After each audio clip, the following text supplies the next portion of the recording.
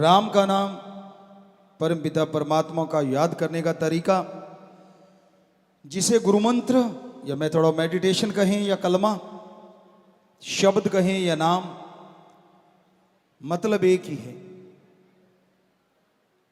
यह कैसे काम करता है, किस तरह से काम करता है?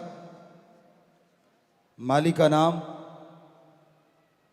आदमी के अंदर की उन शक्तियों को जगा देता है जो दबी बैठी हैं, जो दब चुकी हैं, जिन्हें आत्मिक शक्ति कहें तो गलत नहीं होगा, या सोल पावर कहें तो भी गलत नहीं होगा। वैसे तो विल पावर, आत्म बल भी वही चीज है, पर कई बार कोई समझने में फर्क कर देता है। एक बच्चे ने हमें बताया तो बड़ा अच्छा लगा, क्योंकि शॉर्ट में अगर आत्म बल कहें तो आत्मा की ही शक्ति है, तभी बल आता है। लेकिन आजकल लोग वैसे आत्म बल को या विल पावर को कुछ और मान लेते हैं। तो आत्मिक शक्तियां जागृत करना ही बेहद जरूरी है, और जब तक वो जागृत नहीं होती, आदमी शांति का अनुभव, खुशी का एहसास नहीं कर पाता।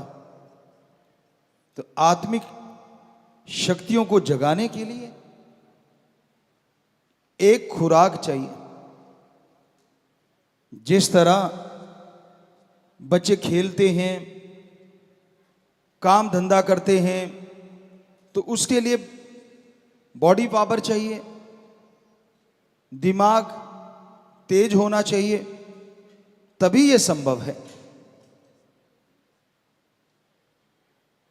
तो उसके लिए आप अलग अलग खुराक लेते हैं, अलग अलग भोजन लेते हैं। आपके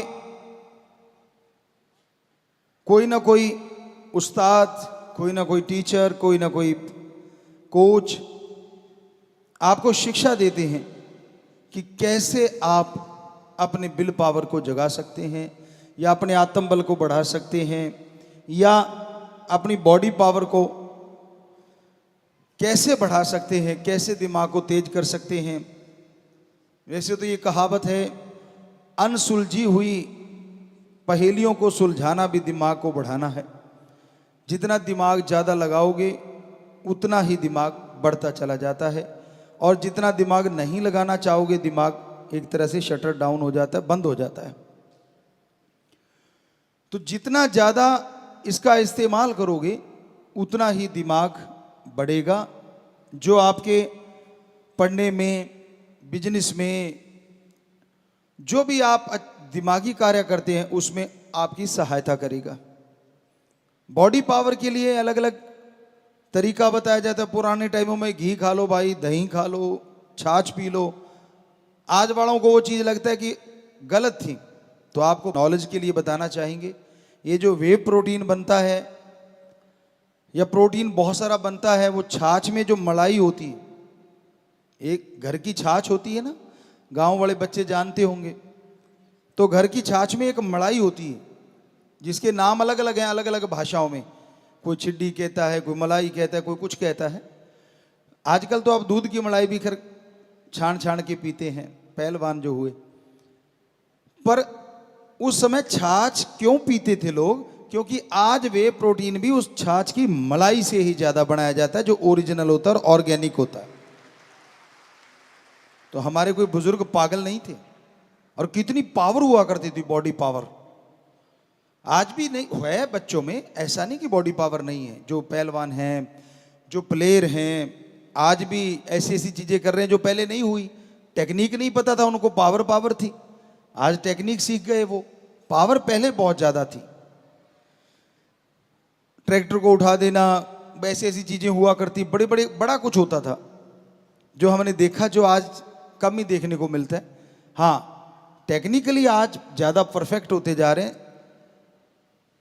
सो इस सब के लिए खुराक निश्चित की जाती है। जिसकी चर्चा हम कर रहे हैं वो वाली खुराक, आत्मिक शक्ति या सोल पावर। आत्मा की खुराक कौन सी है जिससे आत्मिक शक्ति बढ़ जाए, ताकि आपका विल पावर अप होता ही चला जाए। और आपको पता है, जिनके अंदर विल पावर होता है, आत्म बल होता है, वो अपनी आदतों को बदल डालते हैं। और आज कौन सी आदत बदलने की जरूरत है? मांसाहार, शराब, नशे और अपनी बैड हैबिट्स। आप किसी को बताओ मत, क्योंकि आपको शर्म आती, पता नहीं क्या बोलेगा, और सच भी है, पता नहीं कौन क्या बोल दे, ये तो लफंगा है, ये तो गुंडा है, ये तो नशेड़ी है, तरह तरह के वर्ड आज आम ही सुनने में मिलते हैं। तो इस डर से आप किसी से शेयर भी नहीं करना चाहते। तो उसके लिए आपको एक तरीका बताएंगे जिसका नाम है गुरु मंत्रा। किसी को बताने की जरूरत नहीं पड़ेगी, आप अपनी आदतों को खुद बदल डालोगे, और वो भी कुछ घंटों में, कुछ मिनटों में। आपके अंदर वो सोल पावर, वो आत्मिक शक्तियां जाग उठेंगी। आपका आत्मबल, विल पावर बुलंदियों पे पहुंचने लगेगा। और जिनके अंदर आत्मबल होता है ना, वो कभी ये नहीं कहते ये कैसे होगा। कितना भी असंभव सा कार्य हो, वो कहते ये तो चुटकियों में हो जाएगा, बात ही कुछ नहीं। ये निशानी होती है आत्मिक शक्ति की। वरना तो आज जिधर देख लो आप, निगाह घुमा लो, ये नहीं हो सकता, ये तो होगा ही नहीं, आगे बढ़ ही नहीं सकते, आगे तो बढ़ा ही नहीं जा सकता, ये तो हल ही नहीं हो सकता, चाहे कुछ भी कर लो। हम गारंटी देते हैं, आप सुमरण कीजिए, वो जो गुरुमंत्र बताएंगे उसका जाप कीजिए लगातार। जो असंभव लगता है उसमें ही सफलता का कोई ना कोई शब्द मिल जाएगा, और सीढ़ियां चढ़ के आप सफलता के शिखर पे पहुंच जाएंगे। तो इसलिए ये अपनी डिक्शनरी से निकालने के लिए कि असंभव कुछ नहीं होता, जरूरी है अंदर आत्मिक शक्तियों का होना, सोल पावर को जगाना।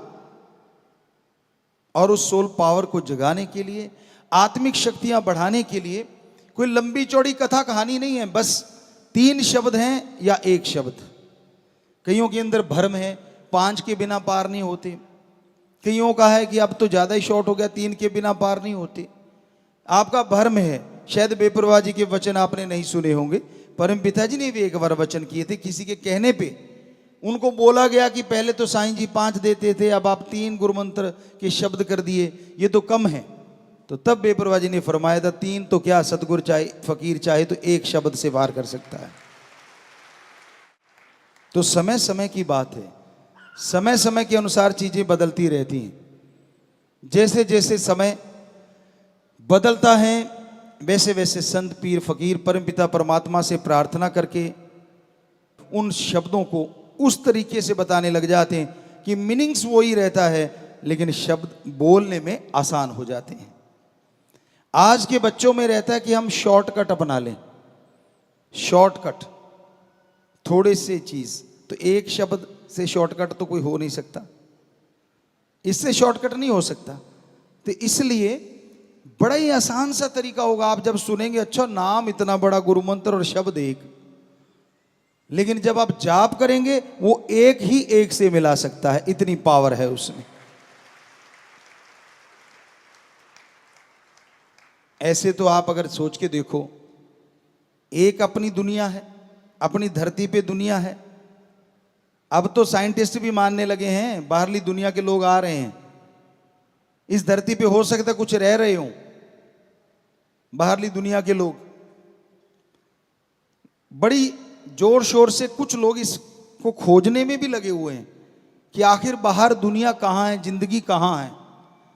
चंद्रमा पे पहुंच रहे हैं, मंगल ग्रह तक जा रहे हैं। पर हमारे धर्मों में, खास करके पवित्र वेदों में, हजारों साल पहले लिखा है, सैकड़ों जगह जिंदगियां हैं, सैकड़ों त्रिलोकियां हैं। त्रिलोकी आसमान, धरती, पताल को नहीं कहा जाता। त्रिलोकी का मतलब होता है 3 तरह के जीव, 3 प्रकार की शरीर। एक वो शरीर जो दिखते हैं, जिसे धर्मों में लिखा स्थूल काय, जैसे हमारा शरीर है, पशु पक्षी परिंदे हैं, पेड़ पौधे हैं, ये कहलाते हैं स्थूल काय। पृथ्वी, पानी, अग्नि, वायु, आकाश 5 तत्व से निर्मित हैं। इनमें कोई 3 ज्यादा है, किसी में 2 ज्यादा है, किसी में 1 ज्यादा है। इंसान में 5 बहुत हैं, लेकिन जो आकाश तत्व औरों में नहीं है, इसलिए इंसान में वो तत्व औरों के मुकाबले बहुत ज्यादा है। वैसे तो आदमी में भी पानी ज्यादा है। तो इस तरह वो एक बैलेंस बन जाता है जब आकाश तत्व ज्यादा आ जाता है। तो ये स्थूल काय है, एक है सूक्ष्म काय। चाहे आप कितने भी पढ़े लिखे हो, साइंटिस्ट को हम चैलेंज करते हैं, आप सुन लो एक बार, फिर बताना गलत क्या है। क्योंकि धर्मों को हमने विज्ञान के दृष्टिकोण से पढ़ा, सदगुरु जी की कृपा से, उनके हुक्म से। खुद नॉन मेडिकल के स्टूडेंट रहे तो इसलिए बड़ा आसान हो गया। गुरु जी कहने लगे धर्मों को विज्ञान के दृष्टिकोण से पढ़ो, और जब हमने पढ़ा तो गजब हो गया कि धर्म तो महासागर है विज्ञान का, विज्ञान तो एक छोटी सी नदी है जो उसमें से निकली है कल परसों। तो क्या है कि सूक्ष्म काय शरीर कौन से हैं जो खुली आंखों से दिखने में नहीं आते। आप उन्हें बैक्टीरिया कह लें, उदाहरण के तौर पे वायरस कह लें, या उससे भी और सूक्ष्म है जो आज तक आप पकड़ नहीं पाए। अच्छा साइंटिस्ट इस बात को मानेगा कि हम परिपूर्ण नहीं हुए हैं, अभी तक अति सूक्ष्म से सूक्ष्म को नहीं देख पाए हैं। जिनकी एक चीज बंद हो जाती है कि बस हमने बैक्टीरिया देख लिया, इससे सूक्ष्म क्या हो सकता है, वो चुप हो गए। लेकिन कुछ ऐसे भी होंगे जिज्ञासु कि और देखें क्या और भी कुछ सूक्ष्म है, तो जरूर मिल जाएगा, है सूक्ष्म। तो वो शरीर है सूक्ष्म काय। एक है कारण काय, वो देवताओं के शरीर माने जाते हैं। आप तो देवताओं पे बिलीव नहीं करते, जो करो ना करो, पर हमारे अकॉर्डिंग जो हमने महसूस किया, 33 प्रकार के देवी देवता जो सृष्टियों में संभालते हैं वो पाए जाते हैं। वैसे तो अलग लोक है, वो भी सच है। हम आपको ये देंगे तरीका, जो आप देखना चाहोगे इसका अभ्यास कर लेना, देख पाओगे अपने अंदर से। इससे बड़ी गारंटी क्या दे सकते हैं? हमने देखा है, आप भी देख सकते हो। हम भी इंसान हैं, आप भी इंसान हो। हमने अभ्यास किया, आपको करना पड़ेगा, इतना सा फर्क है। अभ्यास करे बिना तो डिग्रियां ही नहीं मिलती आपको। आज जो पढ़े लिखे बैठे हो आप यहाँ पे, जितने भी सज्जन बहनें, हमारी बेटियां, हमारे बेटे, जो भी आप बैठे हो, सामने नजर आ रहे हो बहुत। कहने का मतलब आपने कोई डिग्रियां हासिल की हैं, या कोई नौकरी कर रही हैं, या कहीं भी आप दफ्तरों में लगे हुए हैं, तो आपने जिंदगी के कुछ साल तो लगाए होंगे पढ़ाई के लिए। हमारी मान के आप 2 महीने घंटा सुबह शाम इस गुरु मंत्र का जाप कर लेना, हम आपको गारंटी देते हैं वो डिग्री मिलेगी जिसकी कल्पना नहीं करी। जिसे भगवान है कि नहीं है, ये तो फजूल की बातें हैं। तो फिर ऐसे इतिहास कैसे कह सकते हो सही है? लिखने वाला इतिहास भी आदमी, और संत हैं वो भी आदमी जिन्होंने धर्मों को लिखा। अरे इतिहास को लिखने वालों के तो बच्चे थे, और जो संतों ने धर्मों को लिखा उन्होंने दुनिया त्याग के धर्मों को लिखा हमारे लिए। जिनके बच्चे होते हैं वो तो बेईमानी कर सकता है, झूठ बोल सकता है। अब जिनके बच्चे है ही नहीं, सारी समाज को बच्चे मान के जो लिखता है वो कभी झूठ नहीं लिखता। जो उसके अनुभव में आता है वो लिखता है। हम नहीं कहते कि इतिहासकारों ने झूठ लिखा होगा, लेकिन अगर दोनों की तुलना की जाए तो चांसेस किसके ज्यादा बेईमानी करने के? उसके जिसकी औलाद परिवार है, या उसके सारी सृष्टि को परिवार मानता है, उसका पर्सनल किसी से कोई इंटरेस्ट नहीं है। तो हमें लगता है चांसेस बेईमानी के उसके ज्यादा हो जाते हैं जिसकी एक अपनी फैमिली है। वो उनके लिए ठगी मार सकता है, बेईमानी कर सकता है, कुछ भी कर सकता है। पर जिसकी सारी सृष्टि फैमिली है, जिसको पता है उसके शब्दों को आने वाले टाइम में प्रयोग किया जाएगा, भगवान से जुड़ जाता है, वो 100% सच होता है। उसमें कोई चांस ही नहीं रहता कि वो बेईमानी करेगा। किस लिए? कोई पर्पज तो हो, अपना नाम मशहूर करने के लिए। ऐसा भी उन्होंने नहीं कहा। उन्होंने तो अपने आप को दासों का दास, सबसे छोटा, मैं तो आपके जूतों में बैठूंगा, हमेशा आपने सुना होगा। तो ऐसी बातें आती हैं संतों महापुरुषों की, जबकि वो इतने बड़े महापुरुष थे, इतने बड़े संत थे। तो कहने का मतलब महापुरुष लिखते हैं, सच लिखा था, सच है और सच ही रहेगा। उनका लिखा हुआ झूठ नहीं हो सकता। तो ये उनकी बातें आपको बता रहे हैं। कारण का इस शरीर में क्या होता है, वो जब चाहते उनके पास एक पावर होती, जो आजकल आप मैजिक देखते होंगे या किसी फिल्मों में देखते होंगे। हम क्योंकि फिल्में देखते नहीं, हमें पता नहीं, पर बच्चों से सुनते रहते हैं कि भाई आपने ऐसे मैजिक, भाई छोटा हो जाता है फिर बड़ा हो जाता है, कभी लुप्त प्राय हो जाता है, दिखता ही नहीं। सुनने में आया कि ऐसी चीजें आपको कल्पना में फिल्में बना के या ऐसे करके दिखाई गई होंगी। वो कल्पना है, लेकिन हकीकत में देवी देवता 100% ऐसी होते हैं। वो कहीं भी पहुंच सकते हैं, ऐसी उनका आत्म बल, आत्मिक शक्ति बढ़ी हुई होती है। अपने आप को बिल्कुल ऐसा कर देते कि आप देख ही नहीं सकते, आपके आसपास ही होते हैं। वो छुप जाते हैं, अदृश्य हो जाते हैं। जितना चाहे शरीर को, बहुत हद, एक हद होती है, उतना लंबा चौड़ा कर सकते हैं और छोटे से छोटा कर सकते हैं और दृश्य हो जाते हैं। तो उसको शरीर को कहा जाता है कारण काय। तो ये 3 शरीर हो गए, स्थूल काय, सूक्ष्म काय, कारण काय। इसको कहते हैं त्रिलोकी। तो ऐसी त्रिलोकियां सैकड़ों जगह है। सो कहने का मतलब जो जिंदगी हम इस धरती पे जी रहे हैं, ऐसी धरतियां सैकड़ों जगह हैं अगर सीधी भाषा में बोले। और वहां भी जिंदगियां हैं। बहुत जगहों पे तो हमसे बहुत ज्यादा तरक्की पे हैं, बहुत आगे विज्ञान में है, बहुत जगहों पे तबाही मच रही है, बहुत जगहों पे शांति प्रिय भी है। तो कहने का मतलब ये आप अगर देखना चाहोगे, और हैरानी क्या किस बात की है, इन सबको कंट्रोल करने वाला भी एक और सबका हिसाब किताब रखने वाला भी एक है ना। कमाल। आप किसी अपने एरिया के बॉस होंगे, बुरा ना मनाना, अपनी कंपनी है या कुछ भी है, उसका एक बॉस होता है। उस कंपनी को संभालने की जिम्मेवारी उस पे होती है और उसके भी पसीने छूटे रहते हैं। अगर कर्मचारी सही ढंग से ना चले या थोड़ा ऐसा कुछ आ जाए तो दिन रात मेहनत करता है। एक छोटी सी कंपनी के लिए कितनी मेहनत। चलो बड़ी कंपनी के लिए फिर वो आगे कई बॉसेस बन जाते हैं और एक हेड रह जाता है। आप जरा सोच के तो देखिए कितनी संख्या होगी अपने धरती की। मान लो शायद करोड़ों में या अरबों में पहुंच गई होगी, शायद, क्या कह सकते हैं, वो तो राम जाने, क्योंकि बीच में पेड़ पौधे भी तो हैं, पक्षी भी हैं, जीव जंतु भी हैं।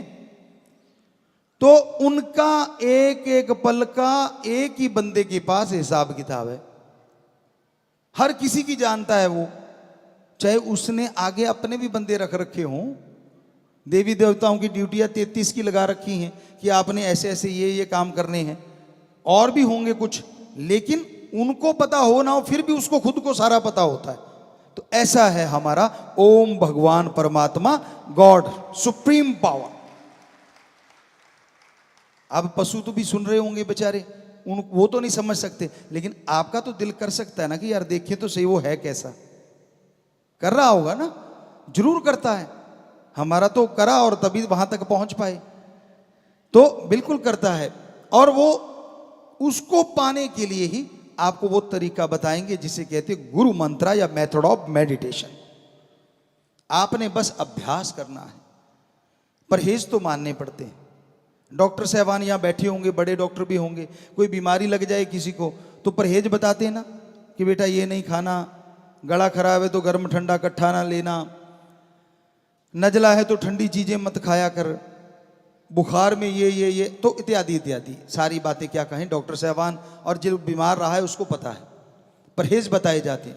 वैसे ही संत पीर फकीर जो गुरु होता है वो परहेज बताता है कि बेटा ये बस थोड़ी सी चीजें अवॉइड कर देना, फिर मेथड ऑफ मेडिटेशन गुरु मंत्र का जाप करना, जो तू चाहेगा तेरी गंदी आदतें बदल जाएगी और अच्छाई में तू तरक्कियां करता चला जाएगा।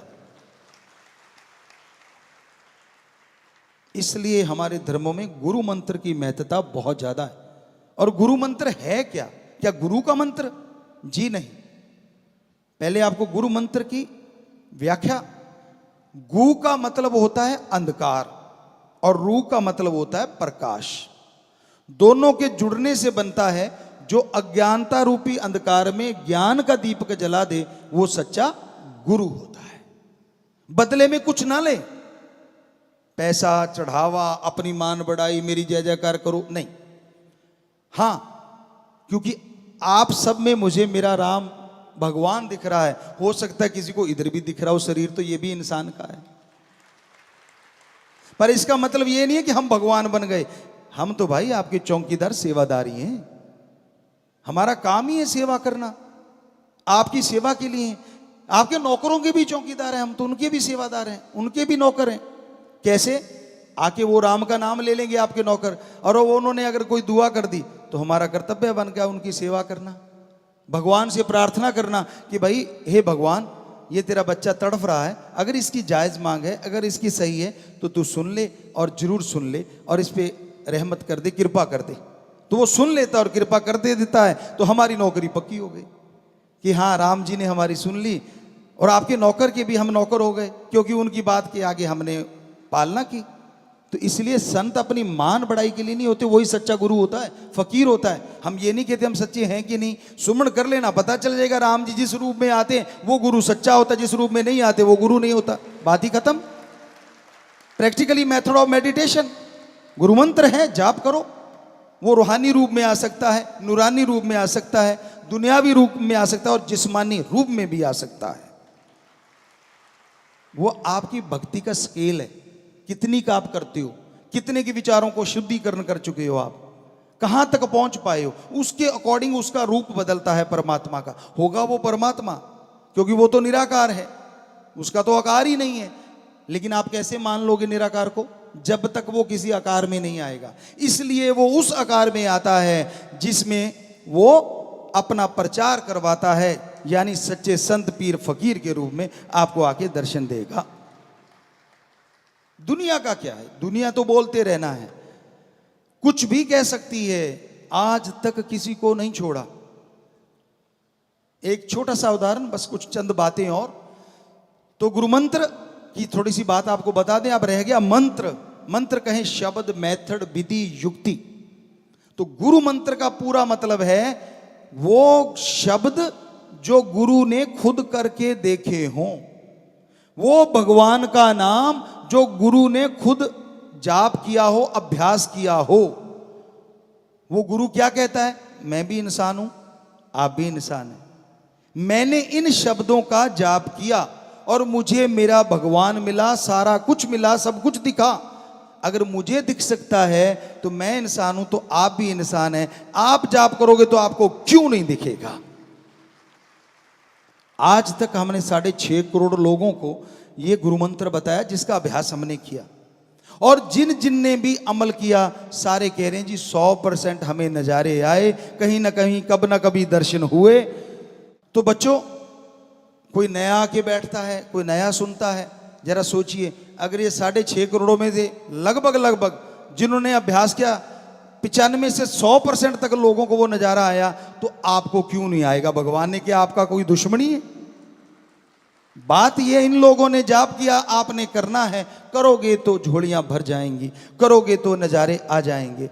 अभ्यास बिना कुछ नहीं। संत सिखाते हैं, एक टीचर, उदाहरण, एक टीचर, एक मास्टर, एक लेक्चरर क्लास में आता है, क्या करता है, आपको पढ़ाता है ना, आपके उलझे हुए सवालों को सुलझाता है ना, लेक्चर देता है ना, और आप पूरी क्लास सुन रही होती, क्योंकि हम भी तो पढ़े हैं उसी क्लासों में, सुन रहे होते हैं। बहुत बच्चे मेरिट में आ जाते हैं, कई फर्स्ट डिवीजन ले जाते हैं, और जो पीछे से जो वो कागज की बत्तियां बना बना मारते रहते हैं वो फेल हो जाते हैं। अब बताइए, इसमें मास्टर की कमी है या नाम मानने वाले की कमी। मास्टर ने तो सबको पढ़ाया, तो फिर मेरिट कैसे आ गई अगर मास्टर में कमी है। तो गुरु बेचारा क्या कर सकता है अगर मानने वाला ही ना माने। तो इसलिए संतों का काम बताना होता है, और कोई जादू नहीं करना होता। ऐसे वो तो जादूगर करते होते, पुराने टाइमों में गिली गिली अप्पा या ऐसा कुछ बोला करते थे, क्योंकि जादूगरों के खेल भी हमने देखे, समाज में रहे हैं तो देखा है, या शुर शर ऐसा कुछ करते होते हैं वो। तो वो हाथ की सफाई के लिए कि आप उधर देखिए, उधर से क्या आ रहा है, इतने में काम कर दिया, आप उधर देखते रह गए, उसने वो निकाल दिया जो जादू था। तो ये तो हमने तो देखे थे, पकड़ भी लेते थे, पर बोलते नहीं थे कि बेचारे का रोजगार है, आपा क्या लेना, बढ़िया है, सबका एंटरटेनमेंट हो रहा है।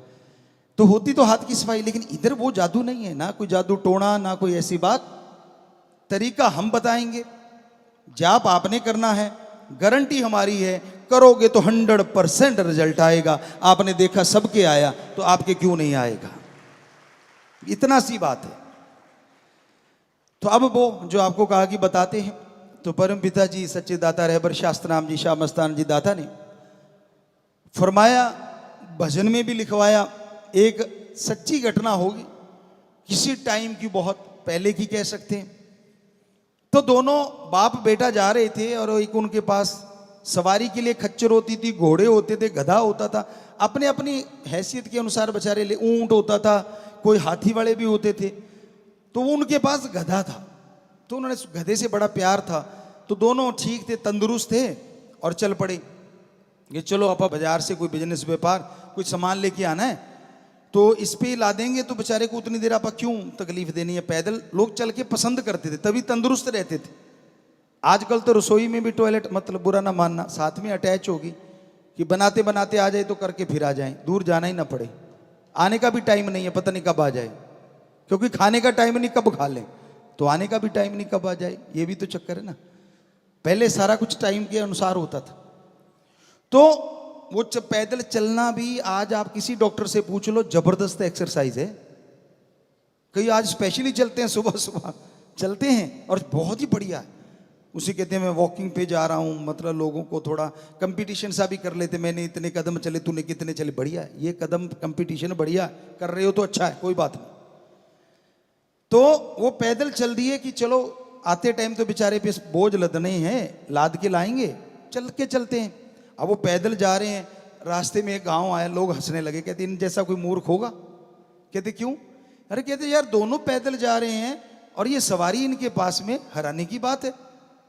बाप थोड़ा मजबूत था, बेटा अभी यंग हो रहा था, तो बाप को लगा कि यार बेटे को बिठा देते। उसने बेटे को बिठा दिया और खुद आगे उसकी वो रस्सा जो होता वो कंधे पे डाला और चल पड़ा। अब आगे कुछ लोग आए तो हंसने लगे, कहते मुस्टंडा है, हट्टा कट्टा हष्ट पुष्ट गधे पे बैठा और अपने बाप को पैदल चला रखा है। वो कहता बापू आजा। बेटा आगे हो लिया, अब कंधे पे वो उसने डाल ली और बाप बैठा, तो अगला गांव आया, वो हंसने लगे, कहते इसको शर्म नहीं आती है अधेड़ को, है अच्छा भला है, तंदुरुस्त है, छोटे से बच्चे को आगे चला रखा है। बाप कहता बेटा अब क्या करें? कहता तू भी आजा। बेटी को कहने लगा तू भी आजा, और तो कोई तरीका नहीं। बेटे ने पूछा क्या करें बापू? कहता तू भी आजा।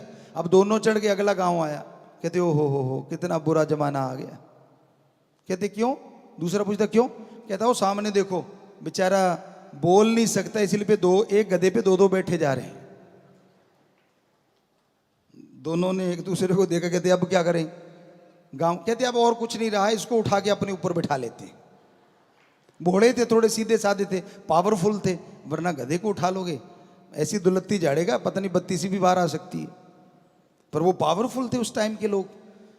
उन दोनों ने उसको उठाया और कंधे पे रख लिया, पुल पार करने लगे। या तो उनको किसी गधे को तेल की वो स्मेल आ गई, बेपरवाही फरमाया करते थे कि शायद कोई मिट्टी का या कैरोसिन उस समय होता था, तेल वगैरह, या किसी चीज़ की स्मेल आ गई। तो वो पुल के ऊपर से जा रहे थे तो गधे को छींक आई, दुलत्ती सी झाड़ी उसने, वो हाथ से छूट गया, धड़ाम करके नदी में गया। अब दोनों बैठे वहां रो रहे हैं कि अब ये क्या हो गया। तो हमारा कहने का मतलब, आज तक क्या आपने सुना है किसी ने पूरी दुनिया को खुश कर दिया हो? हमने तो नहीं सुना। बुजुर्गों से बेपरवाही से पूछा, उन्होंने भी बताया कि कभी नहीं सुना। तो इस दुनिया को खुश करने के चक्कर में अपना कबाड़ा मत करवा बैठना। ये तो ना तो किसी पे खुश हुई है। श्री रामचंद्र जी आए, विष्णु जी के अवतार, कृष्ण जी के रूप में आए, विष्णु जी के अवतार, उनको नहीं छोड़ा, 14 साल वनवास जाना पड़ा। तो आम आदमी की तो औकात क्या है? ये दुनिया नहीं किसी को छोड़ती, लेकिन अगर रास्ता सच्चा है, दृढ़ता से चलते जाओ, राम जी आपके साथ हैं, परमपिता परमात्मा आपके साथ। दुनिया से क्या लेना? अब संत का काम समाज को सुधारना है। आपको जन्म देने वाले माँ बाप होंगे, वो आपके माँ हैं, बाप हैं, लेकिन एज ए संत जो भगवान की औलाद है वो हमारी पहले औलाद है। और हमें दर्द है अपने बच्चों का जो नशे में मर रहे हैं। हमें दर्द है उन बच्चों का जिनके बच्चे चले गए, उनके माँ बाप रो रहे हैं, तड़फ रहे हैं। हमें दर्द है अपने उन बच्चों का जो अपनी गंदी आदतों को सुधारना चाह रहे हैं लेकिन सुधार नहीं पा रहे। इसलिए संत इस धरती पे आते हैं और फिर वो राम का तरीका बताते हैं जिससे ये परेशानियों से मुक्ति मिल जाए और जिंदगी सफल हो जाए। और संतों का कोई मकसद नहीं होता इस धरती पे आने का, उनकी भी एक ड्यूटी होती है। तो इसलिए संत पीर फकीर कहीं भी कोई तकलीफ आती है पहले तड़फ उठते हैं, भगवान से प्रार्थना करते हैं, दुआ करते हैं। माने तो अरबों बार सजदा, ना माने तो भी अरबों बार सजदा, क्योंकि संत उसकी रजा में रहते हैं कि जो वो करता है गलत ना करता था, न करता है, न कभी करेगा। एक राजा और वजीर की बड़ी दोस्ती थी और दोनों इकट्ठे ही उस समय शिकार पे बड़ा जाया करते थे। राजा महाराजा, ये उनका एक शौक कह लो या पिछले जन्मों का कोई होगा लेना देना। तो शिकार पे जाते थे दोनों इकट्ठे और शिकार खेल के वापिस आ जाते थे। तो एक दिन वो गए, राजा ने तीर चलाया, शिकार तो मर गया, लेकिन इधर से राजा का अंगूठा, जैसे उसका जो लास्ट तीर का होता है, जैसे वो हिस्सा गया तो अंगूठा कटा और फिर तंचा से अंगूठा टकराया, अंगूठा कट के नीचे गिर गया। तो राजा चीखा, वजीर कहने लगा जी क्या हुआ? कहता अंगूठा कट गया। कहते लो भाई मरम पट्टी करो, मरम पट्टी करो। राजा कहता यार आज बड़ा बुरा हुआ ना, वजीर भगवान को मानने वाला था। कहता नहीं नहीं, भगवान जो करता है वो अच्छा करता है। राजा तो फिर राजा है, चढ़ गया गुस्सा, मेरा अंगूठा कट गया और ये अच्छा दोस्त है जो कह रहा है भगवान करता अच्छा करता है। अजीब दोस्त है, काहे की दोस्ती? कहता डालो इसको काल कोठरी में। अब राजा का हुक्म कौन डाले? काल कोठरी में डाल दिया। 2-3 महीने गुजरे, राजा शिकार पे अकेला चला गया। साथी थे, फौज तो होती होगी, कुछ असैनिक थे, पर राजा का घोड़ा पावरफुल होता था। अब थोड़ा आंधी तूफान आया, घोड़े ने स्पीड पकड़ी, राजा ने भगाया, वो कहीं और ही निकल गया। घोड़ा भी तो आखिर बेचारा पशु है, उसको क्या पता इतनी आंधी तूफान में राजा किधर ले जाना चाह रहा, वो लगाम खींचता गया, घोड़ा उधर ही मुड़ता चला गया और ऐसी जगह पहुंच गया, आदिवासी एरिया था। आदिवासियों ने पकड़ लिया कि शिकार आ गया। तो वो नर बलि दिया करते थे, आपने सुना होगा पुराने टाइमों में। आजकल भी कई कई राक्षस प्रवृत्ति के लोग ऐसा करते, सुना है, खबरों में सच है या झूठ है ये तो राम जाने। तो राजा वहां पहुंच गया, उन्होंने उतार लिया, पकड़ लिया, कहने लगे भाई इसकी तो बलि देंगे। अब शाम सी का समय हुआ, जो भी बलि का टाइम था, उसको नहलाया धुलाया और वो गला काट लेते थे, यूं बना के रखते थे। तो वहां ले आए, उससे पहले एक तांत्रिक आता था जो उस पर संदूर लगाता था या नारियल या कुछ भी ऐसा कुछ करते थे, मंत्र मंत्र उसके ऊपर। तो तांत्रिक आया, उसने पहले चेक किया सारे शरीर को। चेक करने के बाद वो बोला रुको। तो उनका जो मुखिया था कहता क्या हो गया? सारे नाच रहे थे, कूद रहे थे, सारे चुप हो गए। कहता ये बलि नहीं हो सकती। कहते क्यों? कैसे? इसका अंग भंग है, जिसका अंग कटा हो उसकी बलि भगवान नहीं लेता, पूरे अंग होने चाहिए। ये देवी देवता जिसको आप दे रहे हैं ये खुश नहीं होगा। तो कहते जा, छोड़ दिया, उसको छोड़ दिया। राजा समझदार तो था ही, फट समझ आ गई कि आज अगर ये ना कटा होता तो तेरा तो बेड़ा पार था बेटा। कहता यार दोस्त की याद आ गई कि यार वो तो सही कह रहा था, मैं ही गलत था।